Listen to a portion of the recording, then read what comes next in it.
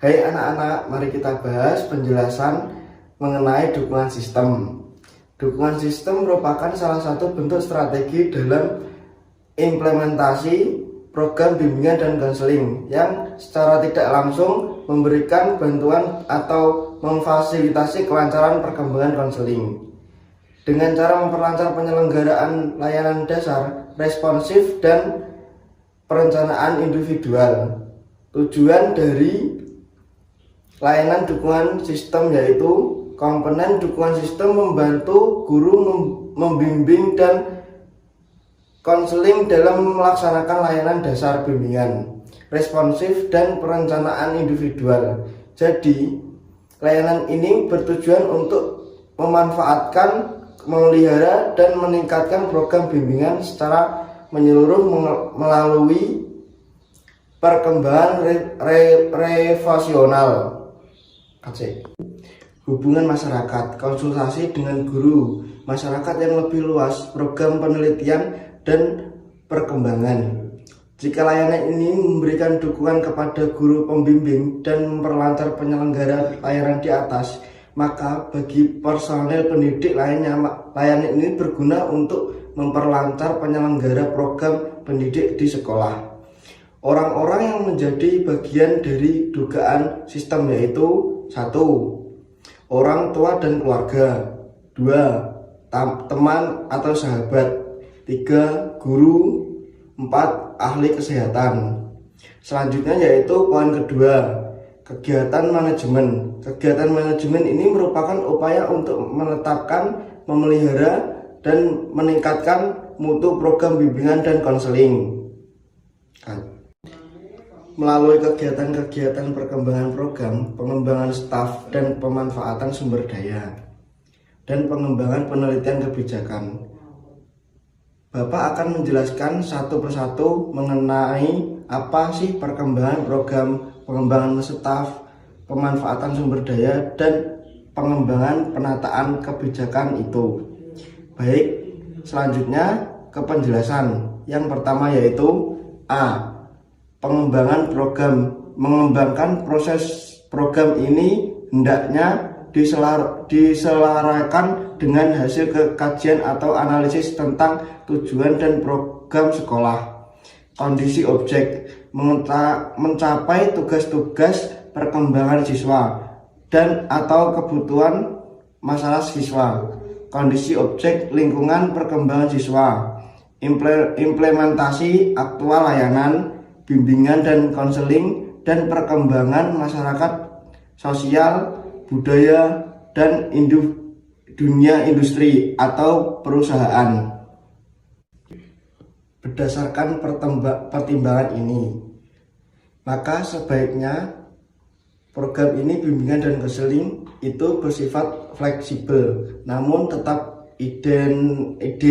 idealis. Dalam mengembangkan program ini perlu dilakukan hal-hal banyak berikut. 1. Merumuskan tujuan layanan BK yang berorientasi kepada pengembang tugas-tugas perkembangan siswa. 2. Penataan struktur organisasi dan mekanisme kerja personil yang kemungkinan terjadi koordinasi, komunikasi, dan jalinan kerjasama di antara mereka. 3. Merumuskan bidang isi atau topik-topik bimbingan yang relevan. 4. Merumuskan jenis layanan bimbingan yang menunjukkan peluncuran komponen program layanan. 5. Rekrumen petugas bimbingan yang profesional yang jumlahnya memandai dengan banyaknya siswa. 6. Melengkapi sarana dan memadal. 7. Mengevaluasi program yang telah dilaksanakan. Selanjutnya penjelasan yang kedua yaitu mengenai B. Pengembangan staf. Agar para pembimbing atau personil sekolah lainnya mampu memberikan layanan bimbingan secara bermutu, maka kepada mereka perlu diberikan penambahan, peluasan atau pendalaman tentang konsep atau keterampilan tertentu tentang bimbingan. sesuai dengan deskripsi pekerjaan masing-masing. Bentuk pengembangan staf itu bisa dilaksanakan melalui seminar, penataan, atau lokal karya. Melalui kegiatan pengembangan ini, diharapkan para personel sekolah memiliki kompetensi atau kemampuan sesuai dengan deskripsi pekerjaan masing-masing. Kinerja bagi masing-masing personaling ini adalah sebagai berikut. 1. Kepala sekolah kinerja yaitu A. Mengordinasi semua kegiatan pendidik yang diprogramkan sekolah. B. Menyediakan sarana dan prasarana. C. Melakukan pengawasan. E.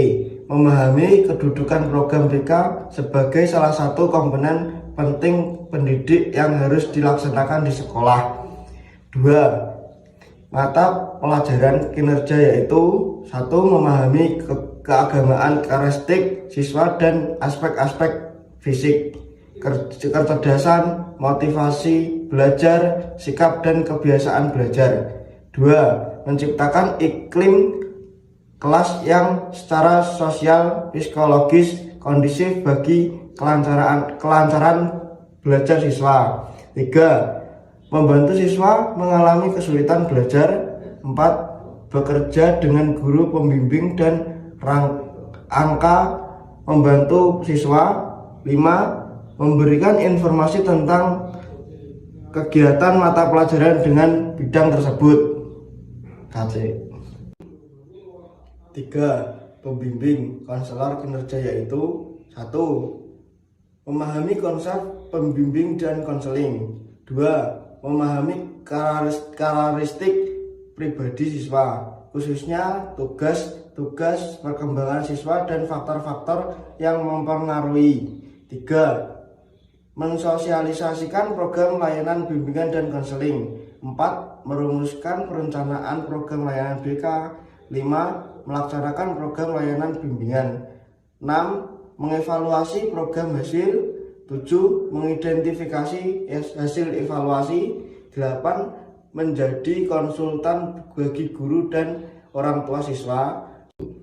9. Memiliki kemauan dan kemampuan untuk senantiasa mengembangkan model layanan bimbingan seiring dengan kebutuhan dan masalah siswa serta perkembangan masyarakat.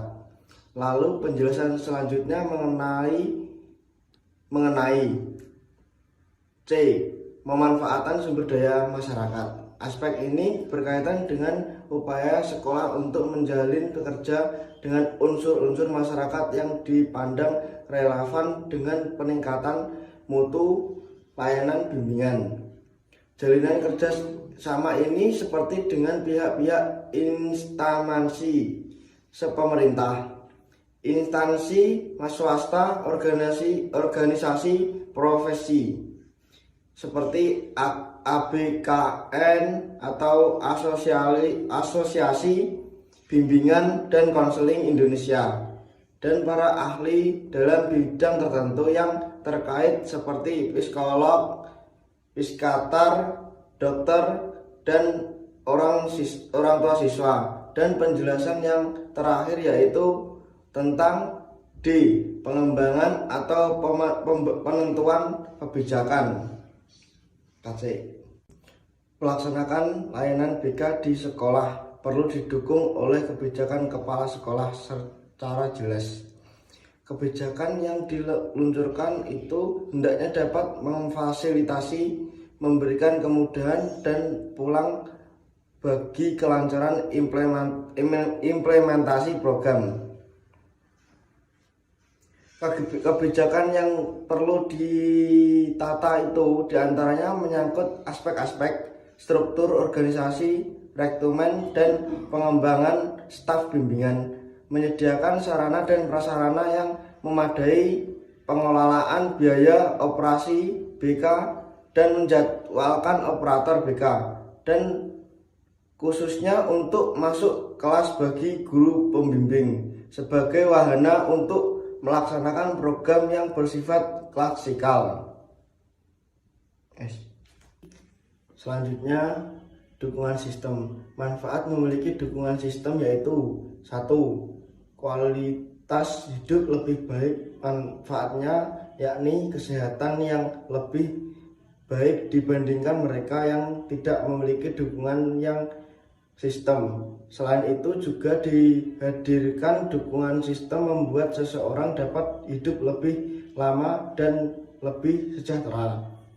Mereka juga akan membantu kita ketika merasa kehilangan atau tidak kebahagiaan dalam menjalankan lika-liku hidup.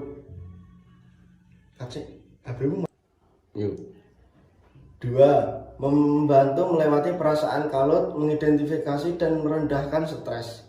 Dukungan sistem memainkan peran penting ketika kita merasa terpuruk, stres, menjalani hari yang berat, sedih, marah, dan kecewa.